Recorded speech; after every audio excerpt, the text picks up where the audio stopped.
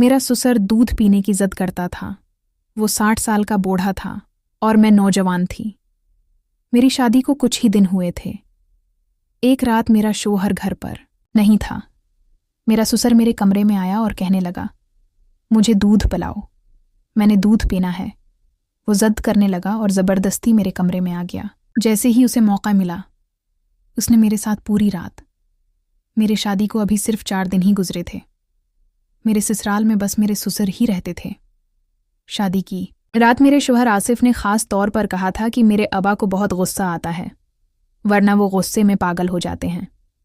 4 दिन से मैं भी यही देख रही थी कि जब भी आसिफ को आवाज़ दी जाती, इसकी रंगत जर्द पड़ जाती, वो घबरा जाता और फौरन कमरे से बाहर निकल जाता। आसिफ की ये हालत देखकर मेरे दिल में भी ससुर का बड़ा रौब बैठ चुका था। 5वां दिन था जब सुबह ही सुबह आसिफ ने कहा कि आज हम बाहर घूमने चलेंगे। मैं बहुत खुश थी, मगर जैसे ही मेरे ससुर ने आसिफ को पुकारा, वो फौरन कमरे से बाहर चला गया। बाहर से मुझे मेरे ससुर के चीखने चलाने की आवाज़ें आ रही थीं। वो कह रहे थे, 4 दिन शादी के हंगामे में गुजर गए। तुम्हें एहसास भी है कि फैक्ट्री में तुम्हारी गैर हाजिरी की वजह से कितना नुकसान हो सकता है, और आज फिर तुम छट्टी करके बैठ गए हो। फौरन फैक्ट्री जाओ और तमाम मजदूरों के सिर पर खड़े हो ताकि वो ठीक से काम करें। तुम्हारी शादी मैंने इसलिए नहीं की कि तुम बस अपनी बीवी के साथ कमरे में बैठे रहो। ये सुनकर मुझे बहुत गुस्सा आया। अभी कुछ ही दिन हुए थे हमारी शादी को, और इन दिनों में भी मैं ही सब काम कर रही थी। नाश्ता बनाने के बाद भी मेरे ससुर इसमें नक्स निकाल चुके थे। आसिफ ने मुझे मोहब्बत से समझाया था कि अबू की बात का बुरा मत मानना। मैं उन्हीं बातों में उलझी हुई थी कि मेरे ससुर का मिजाज ऐसा क्यों है, लेकिन आज जो शोर शराबा उन्होंने मचाया, मैं तो डर ही गई थी। आसिफ जब कमरे में वापस आया तो उसका चेहरा इतरा हुआ था। कहने लगा, माजरत चाहता हूं, मुझे फैक्ट्री जाना पड़ेगा। मैंने कहा, कोई बात नहीं, काम पहले है बाहर, हम फिर भी चले जाएंगे। आसिफ फैक्ट्री चला गया और मैं बावर्ची खाने में बर्तन धोने लगी। शादी के 3रे दिन ही मैंने खाना बनाया, घर के सारे काम किए, क्योंकि मेरे ससुर ने नौकरानी को निकाल दिया था। उन्होंने कहा था, जब बहू घर में आ गई है तो सफाई भी वही करेगी। मैंने पूरे घर की सफाई कर ली थी और थक हार कर अपने कमरे में आराम के लिए जाने लगी तो ससुर ने मुझे आवाज़ दी। मैंने अच्छे से दोपटा ओढ़ लिया और उनके कमरे में चली गई। मैंने पूछा, अबू जी कुछ चाहिए?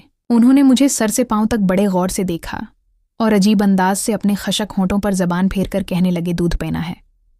ये सुनते ही मुझे सब से पहले अपने दुपट्टे का ख्याल आया, क्योंकि वो मेरे सीने से सुरक चुका था। मैंने फौरन अपना दुपट्टा दरस्त किया और बावर्ची खाने चली गई। मेरा दिल जोर जोर से धड़कने लगा था। मुझे कुछ अजीब सा महसूस हो रहा था। मैंने फ्रीजर से दूध निकाला, गिलास में डाला और खुद को अच्छी तरह दोपटे में लपेटकर अपने ससुर के कमरे में चली गई। मैंने साइड टेबल पर दूध का गिलास रखा और जैसे ही बाहर निकलने लगी, ससुर ने कहा, बैठो, थोड़ी देर मुझसे बातें कर लिया करो, घर में तुम्हारे अलावा तो कोई होता नहीं। मैं कई दिनों से अकेला हूं और अकेले बैठकर बोर हो जाता हूं। ये सुनकर मैं और भी ज्यादा परेशान हो गई। उनके कमरे में बैठने के लिए कोई कुर्सी नहीं थी, इसलिए मुझे मजबूरन बस्तर के किनारे पर बैठना पड़ा। उन्होंने उधर उधर की बातें शुरू कर दें, मगर जैसे ही उन्होंने दूध का गिलास मुन्ना से लगाया, फौरन हटा दिया और बोले, ये बहुत ठंडा है, मैं इतना ठंडा दूध नहीं पी सकता, मुझे तो गर्म दूध पसंद है। ये कहकर उनकी नज़रें मेरे चेहरे से होती हुई मेरे पूरे जिस्म पर सफ़र करने लगी। उनकी नज़रों में कुछ ऐसा था कि मुझे बेचैनी महसूस होने लगी। मेरे माथे पर पसीने के कतरे नुमायां हो गए थे। मैंने जल्दी से दूध का गिलास लिया और दोबारा बावर्ची खाने चली गई। मैंने दूध को हल्का सा गर्म किया और फिर वापस ले गई। जैसे ही मैंने गिलास उनके सामने रखा, उन्होंने दूध के साथ मेरा हाथ भी थाम लिया। मुझे तो जैसे पूरे बदन में करंट सा लगा। मैंने फौरन घबराकर हाथ खींचना चाहा तो उन्होंने छोड़ दिया। मैं कमरे से निकलने लगी तो कहने लगे, कहाँ जा रही हो, यहाँ बैठो, मुझसे बातें करो, तन्हाई मुझे डिसने लगती है। ये सुनकर मेरा दिल और ज्यादा बेचैन होने लगा। फिर कहने लगे, तुमने शादी के अगले दिन जो गुलाबी रंग का सूट पहना था वो बहुत खूबसूरत लग रहा था, आज वही पहन लेना। ये सुनकर मुझे बहुत बुरा लगा। ये फरमाइश तो मेरे शौहर को करनी चाहिए थी, मेरे ससुर को नहीं। जब भी आसिफ फैक्ट्री चला जाता, मेरा ससुर मुझे अपने कमरे में बुला लेता, अजीब नज़रों से देखता, बार बार अपने होठों पर जबान फेरता और कहता, मुझे दूध पीना है, मुझे गर्म दूध करके दो। जब मैं दूध देकर जाने लगती, वो मेरा हाथ पकड़ लेता और कहता, मेरे पास बैठो, मुझसे बातें करो। मैं कोई बहाना बनाकर निकलने की कोशिश करती कि मुझे खाना बनाना है, बर्तन धोने हैं, मगर अब मेरा दिल बहुत बेचैन होने लगा था। मैं सोच रही थी कि आसिफ से बात करनी चाहिए, लेकिन कैसे? वो तो अपने बाप के सामने कांपता था, सर झुकाकर बस जी करता रहता था। एक दिन मैं बावर्ची खाने में काम कर रही थी कि अचानक मेरा ससुर वहां आ गया। उसने मुझे पीछे से पकड़ लिया, झटके से टेबल से लगा दिया, और जो कुछ मेरे साथ किया मैं बता नहीं सकती।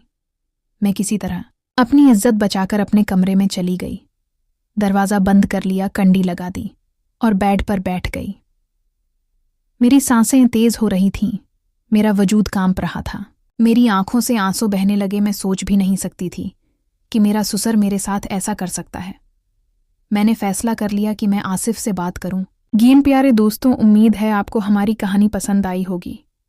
अगर कहानी पसंद आई है तो वीडियो को लाइक करें और चैनल को लाजमी सब्सक्राइब करें। अगली वीडियो में मिलते हैं। शुक्रिया।